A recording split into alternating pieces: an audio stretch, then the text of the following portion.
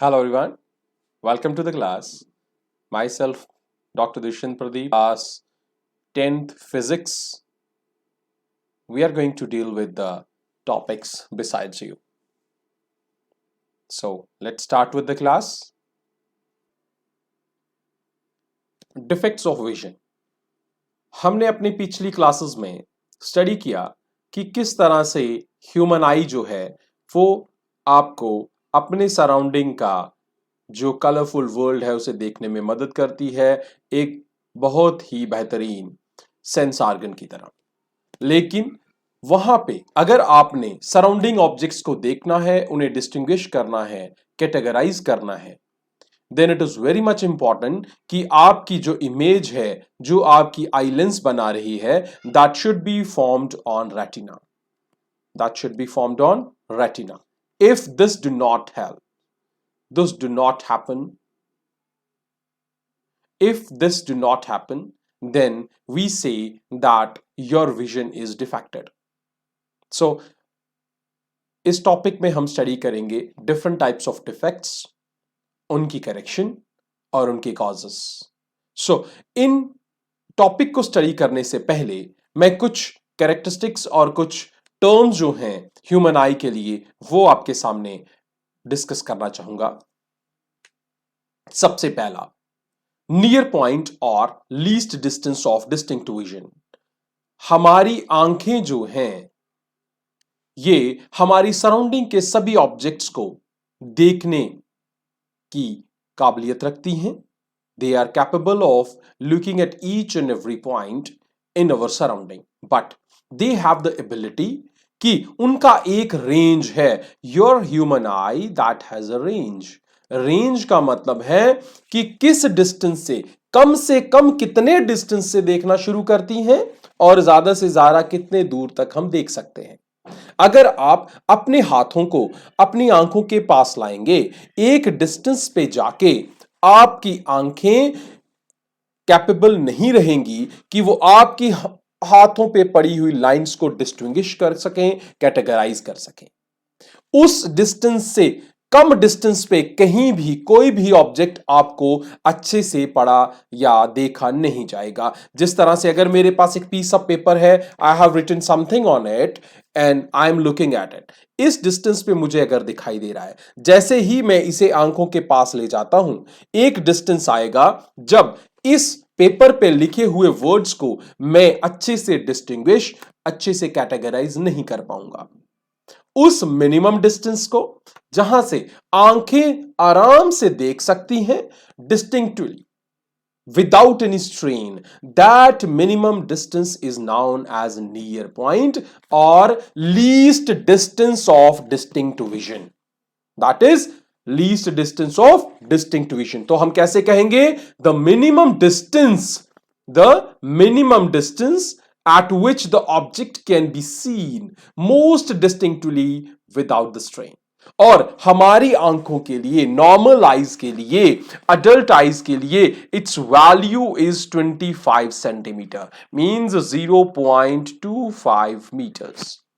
ये 0.25 मीटर्स पे ये आपका मिनिमम वैल्यू है किसका? नियर पॉइंट का या least distance of distinct vision का। इसी तरह हमारे पास फार पॉइंट भी है। फार पॉइंट मींस मैक्सिमम कितने डिस्टेंस तक दिख सकता है, आपकी आंखें कितने डिस्टेंस, ज्यादा से ज्यादा कितने distance, and that point is infinity. That point is infinity. तो लीस्ट पॉइंट हो गया आपका 25 सेंटीमीटर और आपका फार पॉइंट हो गया your far point that is infinity. और जब इन दोनों को हम जोड़ेंगे तो हमारी आंखों का रेंज बन जाएगा भाई। Range of human vision is -25 to infinity. Your question should be, क्यों है -25? क्योंकि -25 डिस्टेंस जो होगा that will be measured in the opposite direction. अगर रेज आपकी इस डायरेक्शन से आ रही हैं तो मेजर ऑफ डिस्टेंस इस डायरेक्शन में है। दोनों की डायरेक्शंस अपोजिट हैं, क्लैश कर रही हैं।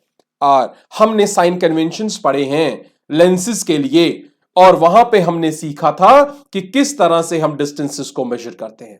According to that rule we are going to have a negative sign with the centimetre of this near point. तो ये दो चीजें समझ आ गई, what is near point and what is far point. दूसरी टर्म है एकोमोडेशन, हम इसे पावर ऑफ एकोमोडेशन भी कहते हैं। क्या कहते हैं इसे? पावर ऑफ एकोमोडेशन या सिंपली एकोमोडेशन। हमारी आंखें जो हैं, मैंने आपको अपनी क्लास में एक चीज क्लियर की थी, हमारी आंखें जो हैं वो कुछ ऐसे लिगामेंट्स के बीच में हैं। एक आंखों की जो आई लेंस है वो आंखों को, आई लेंस को कुछ इस तरह से, यहां सिर्फ इन दो उंगलियों को देखिएगा, इस तरह के लिगामेंट्स के बीच में एक फाइब्रस मटेरियल जिसे हमने जोन्यूल्स कहा था, उनके बीच में पकड़ी हुई है। जैसे ही हम इन लिगामेंट्स को पीछे खींचते हैं या आगे करते हैं, रिलैक्स या कॉन्ट्रैक्ट करते हैं, हमारी लेंस का शेप चेंज होता है। किस तरह से, मैं आपको समझाने की कोशिश करूंगा। हमने देखा था कि लास्ट क्लास में कि आपकी आई लेंस जो है that is similar to that your convex lens, it is a crystalline convex lens। so इस तरह से कुछ इन लिगामेंट्स ने पकड़ा है और इन लिगामेंट्स को हम क्या कहते हैं? Ciliary muscles.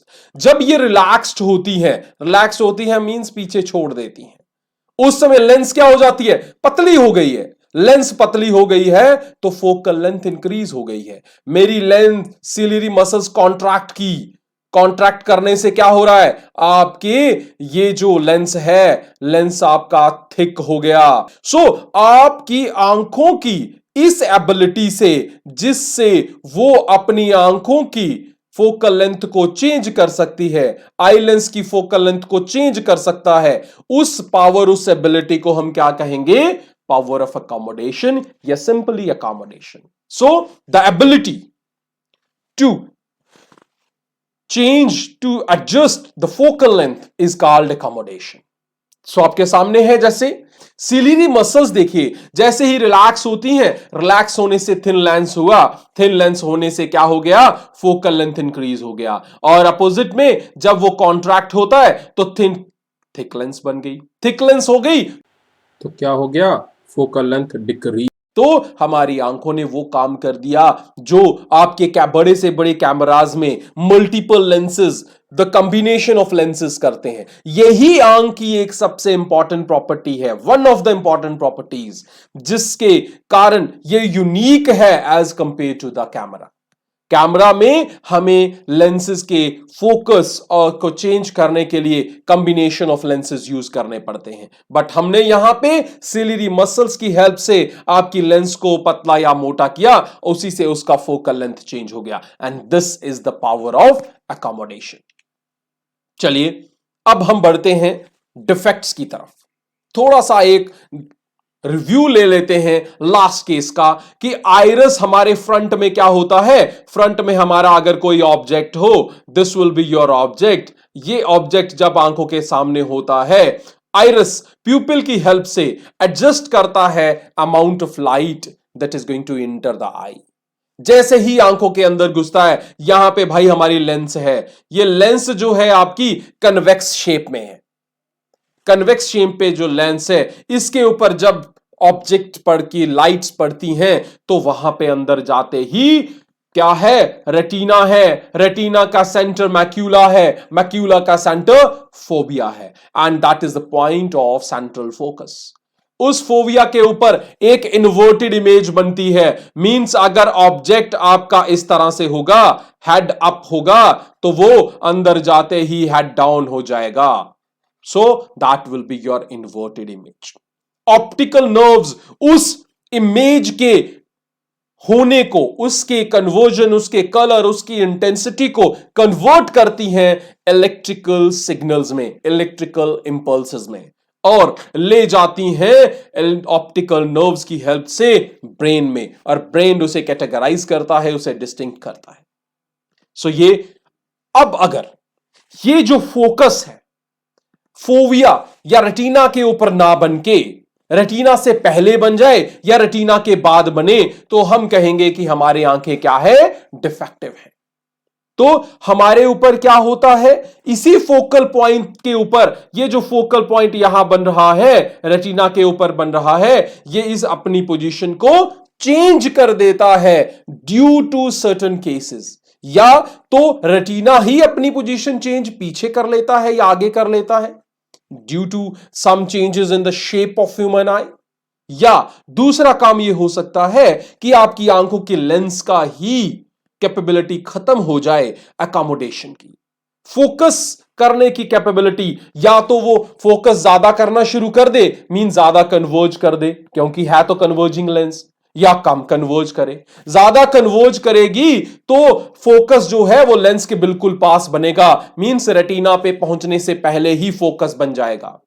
अगर कन्वर्जिंग पावर कम हो गई तो आपके पास क्या होगा, कन्वर्जिंग पावर कम होने से फोकस जो है वो पास नहीं दूर बनेगा, मींस रेटिना पर पहुंचने तक उसमें कोई भी इंटरसेक्शन नहीं होगा, रेटिना के बियॉन्ड बैकवर्ड जाके आपका कहीं रेटिना अगर यहां पे है तो रेटिना से पीछे जाके कहीं यहां जाके इमेज बनेगी। तो इन दोनों केसेस में आपके पास दो डिफरेंट टाइप्स के बन गए मेन डिफेक्ट्स, ये हो गए लेंस के कारण, शेप ऑफ आई के कारण। फिर जब इमेजेस बनती हैं तो सेल्स जो है रेटिना के वो नर्व इंपल्सेस जनरेट करते हैं और ऑप्टिकल्स। इस तरह से आपके पास इंपॉर्टेंट जो डिफेक्ट्स बन गए, एक तो हो गया मायोपिया। मायोपिया का मतलब है नियर साइटेडनेस, हमें सिर्फ पास का दिखाई देता है, मींस हम रीड कर सकते हैं बट दूर से अगर कोई आ रहा है, कोई ऑब्जेक्ट है, उसे हम कैटेगराइज नहीं कर सकते, उसे आसानी से नहीं देख सकते, वो इमेजेस ब्लर हो जाती हैं, साफ नहीं दिखाई देती। दैट इज मायोपिया, मींस पास का दिखाई देता है, नियर साइटेड हो गए बट दूर का दिखाई नहीं देता है। हाइपर ओपिया या हाइपरमेट्रोपिया भी कहा जाता है, इसका दूसरा नाम, या इसको आप कह सकते हो hypermetropia. The another name to the hyperopia, ये फार साइटेडनेस, दूर का दिखाई दे रहा है बट पास का दिखाई नहीं देता। यू मे हैव ऑब्जर्व्ड कि जब ओल्ड एज में होते हैं, सीनियर लोग जो होते हैं, हमारे बड़े जो हमारे घरों में होते हैं, उन्हें जब न्यूज़पेपर या ऑब्जेक्ट्स पास में देखने होते हैं, they use to use the glasses, उन्हें स्पेक्स यूज कर, स्पेक्टिकल्स यूज करनी पड़ती हैं। क्यों? क्योंकि उनको पास में देखने से प्रॉब्लम हो रही है बट दूर से वो आपको पहचान जाते हैं। That is hypermetropia, that is a far sightedness. Next one, presbyopia, and the last one is astigmatism. तो ये कुछ विजन प्रॉब्लम्स हैं, जो मेन विजन प्रॉब्लम्स हैं। कुछ और भी हैं, जैसे कैटरैक्ट है, that is also a biological issue कि आपके पास। अब हम इन कुछ विजन प्रॉब्लम्स को डिस्कस करते हैं। Myopia of the eye, that is near sightedness, पास का दिखाई दे रहा है, दूर का दिखाई नहीं दे रहा है। नॉर्मल आई में ऑब्जेक्ट जो था, जो इमेज जो थी, वो कहां बननी थी, यहां बननी थी, यहां क्रॉस जो है आपका यहां पे बननी थी। बट जब आपके पास मायोपिया आ जाता है तो इमेज यहां रेटिना से आने पहले ही बन जाती है, मींस रेटिना कुछ यहां पे है बट रेटिना से पहले ही इमेज यहां क्रॉस पे बन गई। इमेज जो है वो रेटिना पे नहीं बनी, मतलब फोकस जो है, जो कन्वर्जेंस जो है वो पहले ही हो गया, कन्वर्ज हुआ इतनी जल्दी हो गया कि इंटरसेक्शन जो था वो पहले हो गया, अभी रेटिना पे पहुंचा ही नहीं। इसका मतलब क्या है? इसका मतलब है फोकल लेंथ डिक्रीज हो गई, फोकल लेंथ डिक्रीज हो गई है आपकी। फोकल लेंथ डिक्रीज होने के कारण आपका ऑब्जेक्ट जो है वो पास बन गया है। फोकल लेंथ डिक्रीज हुई है मतलब कन्वर्जिंग पावर बढ़ गई है, कन्वर्जिंग पावर बढ़ गई है। So images now are not formed in front of retina, causing a blurry vision at a distance. अब इसके कारण हुआ क्या? Inability of the eyes to focus light from the distant object. देखिए यहां पे आप देख सकते हो, जब डॉक्टर के पास जाते हैं तो वो कुछ इस तरह का बोर्ड आपको दिखाएगा। आपकी इमेज कहां यहां बननी चाहिए थी ये, बट ये उससे पहले ही यहां बन रही है।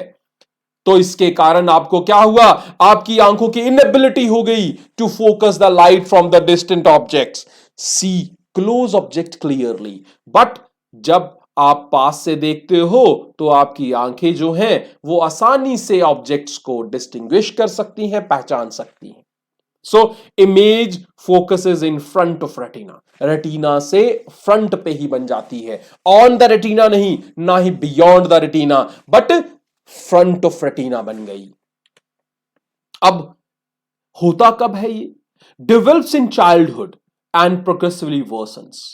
चाइल्डहुड में ही कई बार ये प्रॉब्लम बन जाती है और धीरे धीरे इसकी वैल्यू, इसकी प्रोग्रेसिवनेस बढ़ती जाती है और ये हमारी आंखों को वीक होता जाती है, हमारी आंखें वीक होती जाती हैं। Tends to stabilise in adulthood, adulthood में जाके अगर हम प्रॉपर केयर करें, so this is going to be stabilised. Sometime it has a genetic component, means that flows from the parents to the children, affects a major part of the population. इस time में बहुत ज्यादा part of population जो है that is suffering from myopia. Causes क्या है, distance between the lens and retina is too long. मैंने क्या बताया आपको कि रेटिना से पहले ही इमेज बन जाती है, मतलब रेटिना पीछे हो गया। मैंने पढ़ाया है रेटिना होता क्या है, रेटिना एक स्क्रीन है, तो अपने स्क्रीन को पीछे कर दिया, मतलब लेंस को कुछ नहीं हुआ, लेंस अपना फोकस वहीं बनाए हुए है, अपने एग्जैक्ट पॉइंट पे बनाए हुए है, बट फोकस पे जो रखी हुई स्क्रीन थी आपने पीछे कर दी। किसके कारण हुआ, कि कॉर्निया या लेंस कन्वर्ज, या दूसरा रीजन, पहले में क्या है, स्क्रीन पीछे कर दिया, दूसरे में क्या कर दिया, आपने लेंस की कन्वर्जेंस पावर जो है बढ़ गई, मींस फोकल लेंथ हो गई कम हो गई। क्यों होता है ऐसा, क्यों है ऐसा, होता तब है या तो आई बॉल जो है वो मोटा हो जाए, वो स्वेल कर जाए, आई बॉल बड़ा होने से उसका रेडियस बढ़ जाएगा और फोकस और रेटिना के बीच में डिस्टेंस बन जाएगा, जिसके कारण आपको ये प्रॉब्लम मायोपिया की आएगी। Means first case you are going to have a long eyeball, second one strong refractive power, आपकी आंखों की कन्वर्जेंस पावर बढ़ गई। ठीक है भाई, अब दिखता है ऐसा, मींस नियर साइटेडनेस तो हो गई बट दूर का दिखना खत्म हो गया। बात समझ आ रही है आपको। अब इस विजन के डिफेक्ट को ठीक कैसे किया जाए, that can be corrected with the help of a diverging lens। अब कन्वर्जिंग की पावर बड़ी है, कन्वर्जिंग की पावर को कम करने के लिए डाइवर्जिंग लगानी पड़ेगी, ताकि कन्वर्जेंस कम हो, ताकि कन्वर्जिंग जो फोकस है वो थोड़ा दूर जाके बने। So for the correction of this type of defects we need to do what, we are going to use are diverging lens. Means हमें क्या यूज करना पड़ेगा, कॉनकेव लेंस यूज करना पड़ेगा। नेगेटिव मेनिस्कस हो जिसका lens shape where the edge of the lens is thicker than the middle, but the modified from the basic diverging lens to make it more cosmetically appealing। अब आप देख रहे हो कि आपकी कुछ जो इमर्जिंग लेंसेज हैं वो आपको पता भी नहीं लगता कि वो आपकी कन्वर्जिंग लेंसेज या डाइवर्जिंग लेंसेज हैं। That is only due to the adjustment in their refractive indices at the edge and in between। अब देखिए ध्यान से, हुआ क्या है, लेंथ नॉर्मल आई की कुछ ऐसी है, लेंथ नॉर्मल आई की कैसी है, इमेज फोकस कर रहा है, यहां पे अंदर तक लेंस होनी चाहिए थी, लेंथ ह्यूमन आई की अंदर तक होनी चाहिए थी, बट आपका बॉल क्या हो गया, बड़ा हो गया, बॉल के बड़े होने से आपकी इमेज जो है वो आगे ही बन रही है, पीछे नहीं बनी, यहां बननी चाहिए थी, करेक्ट ये था, बट यहां बन रही है। सो मायोपिया कॉज हो गया। अब मुझे क्या किया, मैंने एक कॉनकेव लेंस लगाया, कॉनकेव लेंस लगाया, जो इमेज कहीं यहां बन रही थी उसे शिफ्ट कर दिया मैंने पीछे, यहां उसकी एग्जैक्ट पोजीशन थी। कैसे किया, कन्वर्जेंस हो रहा था तो मैंने उसे डाइवर्ज करने के लिए बीच में एक कनकेव लेंस लगा दिया। नेक्स्ट केस लिया हमने हाइप्रोपिया। हाइप्रोपिया का दूसरा नाम मैंने आपको क्या बताया? हाइपरमेट्रोपिया। इस केस में बिल्कुल उल्टा होता है। इस केस में क्या होता है? दूर का दिखाई देता है बट पास का नहीं दिखाई देता। पास means we may not be able to read the things. आंखों के पास ले जाके हमें ऑब्जेक्ट अच्छे से दिखाई नहीं देगा, दूर से हम अच्छे से पहचान सकते हैं ऑब्जेक्ट्स को।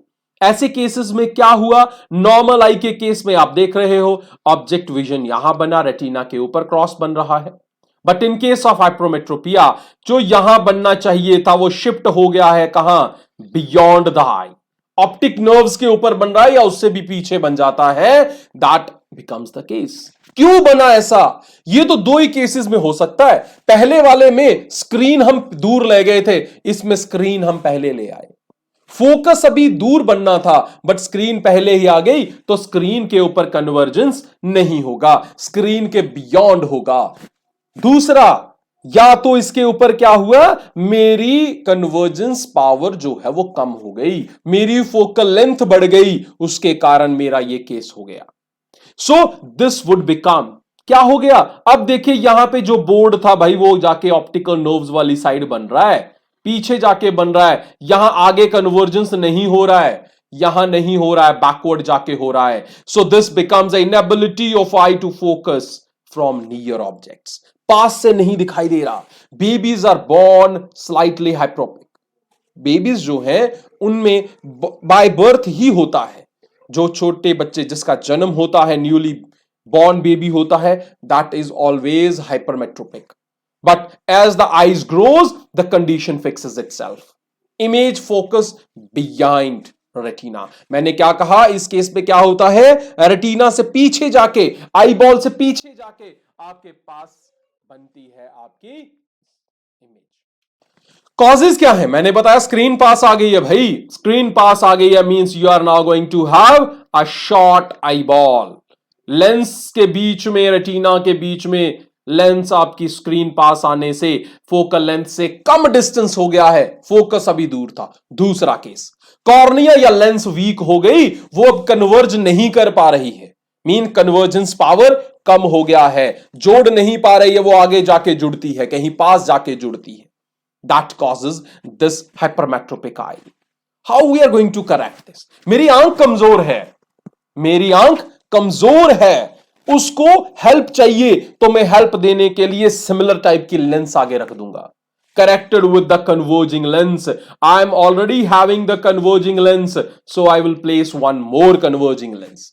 मीन्स कन्वर्जिंग का मिनिस्कस कैसा होता है? पॉजिटिव। सो लेंस शेप हम पॉजिटिव कन्वेक्स रखेंगे। वो कन्वेक्स जो है मेरी आंखों की पावर को इंक्रीज करेगा, मीन फोकल लेंथ जो थी वो कम हो जाएगी। आगे ही डिस्टेंस कम है, स्क्रीन मेरी आंखों के पास है, मेरी लेंस के पास है, तो अब स्क्रीन के ऊपर आके इमेज बनेगी। डन। अभी क्या हो रहा था? अभी तक मेरी आंखों का साइज बहुत बड़ा हो गया था, इंक्रीज हो गया था। ये देखिए, ये एक्चुअल था।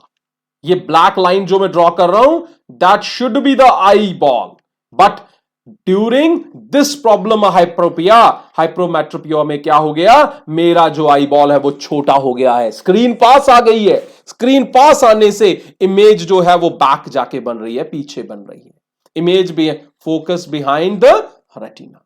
अब मैं बॉल को बड़ा नहीं कर सकता, that is not a balloon that I am to blow the air into it and its size is getting increased, but I can decrease this distance. ये डिस्टेंस जो है बीच का, इसे मैं डिक्रीज कर सकता हूं by just increasing the convergence. अपनी आंखों की लेंस का कन्वर्जिंग पावर इंक्रीज करने से मैं इस डिस्टेंस को डिक्रीज कर सकता हूं। उसके लिए मुझे एक कॉन्वेक्स लेंस चाहिए जिसका मेनिस्कस होगा पॉजिटिव।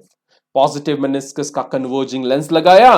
कन्वर्जिंग लेंस लगाने से आपकी जो आई बॉल यहां बाहर बन रही थी इमेज, वो शिफ्ट होके कहां आ गई? उस स्क्रीन पे जो पास है, मेरी लेंस के पास है। तो distance, physically distance can not be reduced, but that focus, that focal length, that can be decreased by just increasing the converging power of the lens. तो बात समझ आ गई? So इसी तरह नेक्स्ट जो है आपका that is presbyopia of I. Next that is age related far sightedness. ये है एज डिपेंडेंट, आंखों में जो प्रॉब्लम है इस तरह की प्रॉब्लम एज के कारण आती है, जैसे जैसे एज बढ़ती जाती है। इमेजेस जो होती हैं वो रेटिना के ऊपर बननी चाहिए, creating good closeup vision. But human eye में क्या होता है, इमेजेस जो होती हैं वो लेंस के आपके रेटिना से पीछे जाके बनती हैं। प्रेसबायोपिक आई में आपके पास लेंस से पीछे बनती हैं। ये देखिए प्रेसबायोपिक आई में आपकी लेंस के पीछे बनती हैं और कॉज करती हैं, क्या कॉज करती हैं, ब्लरी विजन। हमें साफ साफ नहीं दिखाई देता, हमें दूर का दिखाई देता है, पास में ऑब्जेक्ट्स दिखाई नहीं देते, पढ़ने में प्रॉब्लम आती है, रीडिंग में प्रॉब्लम आती है। सो प्रेसबायोपिया है, फॉर्म ऑफ हाइपरमेट्रोपिया ही है, but that only occurs with the age. ये किसके कारण आया, उम्र के कारण आया। मींस बुढ़ापे में हमें दिखाई कम देगा, कौन से वाला, पास वाले विजन पहले जाएगी। होता क्यों है, क्योंकि मेरी आंखों की इलास्टिसिटी कम हो गई, मेरी आंखों की पावर ऑफ अकोमोडेशन चेंज हो गई। इसके कारण आई बॉल बड़ा छोटा भी हो सकता है। यह जरूरी नहीं है, हाइपरमेट्रोपिया में ऐसा जरूरी नहीं है। मोस्टली ये आई लेंस की इलास्टिसिटी की जब उसे ऑक्सिलरी मसल्स कॉन्ट्रैक्ट या रिलैक्स कर रही हैं, वहां पे पावर ऑफ अकोमोडेशन लूज कर रही है मेरी आंखें, मेरी lens. So that can easily be corrected with the help of the converging lenses. तो ये बात समझ आ गई आपको। सो नॉर्मल आई कुछ इस तरह से है, ये नॉर्मल आई है आपकी, यहां पे नॉर्मल विजन बन रहा है, आपका एग्जैक्ट जो आपका इमेज है वो बन रही है, यहां देखिए ये यहां बन रही है, ये इस क्रॉस पे बन रही है।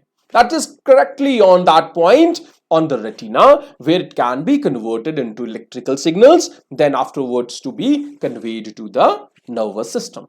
But in the next case of your vision, that is astigmatism. इसमें क्या होता है, इसमें इमेज जो है वो यहां नहीं बनती है ड्यू टू सर्टेन रीजंस। क्या हुआ रीजन, रीजन ये हो गया कि मेरी आंखों का आईबॉल जो है उसकी शक्ल जो है, उसकी शेप जो है वो रेगुलर है। The front surface of I has an irregular shape like an egg, elongated है।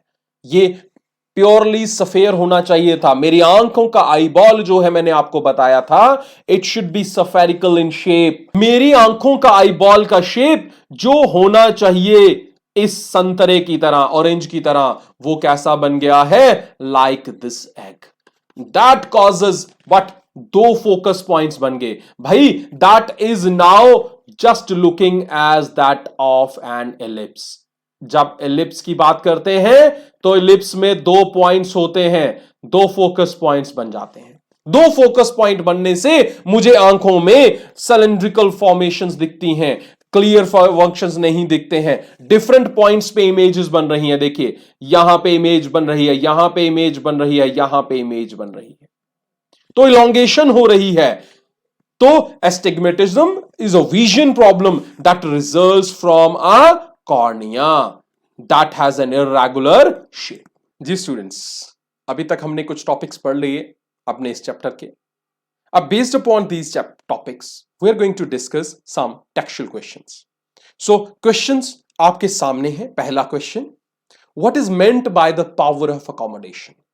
तो आज का स्टार्टिंग के टॉपिक्स में ही एक टॉपिक था पावर ऑफ अकोमोडेशन, जिसमें हमने देखा कि सीलियरी मसल्स किस तरह से आपकी आई लेंस की शेप को चेंज करती हैं, उसकी फोकल लेंथ को इंक्रीज या डिक्रीज करती हैं, और point of focus, point of image formation को चेंज कर सकती हैं। तो that was the power of accommodation. Second, a person with myopic eye. एक क्वेश्चन आपके सामने है, ध्यान से पढ़िए। A person with myopic eye cannot see object beyond 1.2 meter distinctly. So what should be the type of corrective lens used? So question is very easy. Eye is myopic, myopic eye है, तो उसको क्या हो रहा है, myopic eye में कौन सी corrective lens use करते हैं, हमने पढ़ा मायोपिक आई के लिए हम कॉनकेव लेंस यूज करेंगे। कॉन्केव लेंस जो रिजल्टेंट आपकी कन्वर्जिंग पावर है उसको डिक्रीज करेगी। कन्वर्जिंग पावर डिक्रीज होगी तो जो रेटिना पे पहुंचने से पहले ही कन्वर्जेंस हो रहा था, अब वो कन्वर्जेंस रेटिना के ऊपर जाके होगा। तो ये बात समझ आ गई आपको। सो ये क्वेश्चन भी आज हमने पढ़ लिया। नेक्स्ट क्वेश्चन जो है आपकी स्क्रीन पे, that is what is a far point and the near point. और ये टॉपिक आपका फर्स्ट सबसे पहला टॉपिक था, जो सबसे पहली टर्म हमने आपके साथ डिस्कस की थी, that was based upon that term.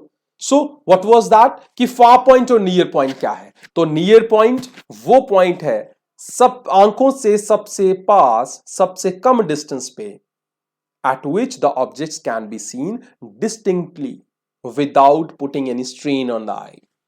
And similarly, the object at the farthest point means at infinity, which can be seen easily. So, near point है 25 centimeter and far point is infinity. So, ये आपके कुछ question थे text book के अंदर से। अब कुछ देखते हैं कि एनसीईआरटी बुक के एक्सरसाइज के कुछ क्वेश्चंस जो बेस्ड अपॉन दीज टॉपिक्स जो हमने स्टडी कर लिए हैं। चलिए देखते हैं क्वेश्चन आपके सामने स्क्रीन पे होंगे। एक्सरसाइज के स्टार्टिंग के क्वेश्चंस जो हैं वो मल्टीपल चॉइस क्वेश्चंस हैं।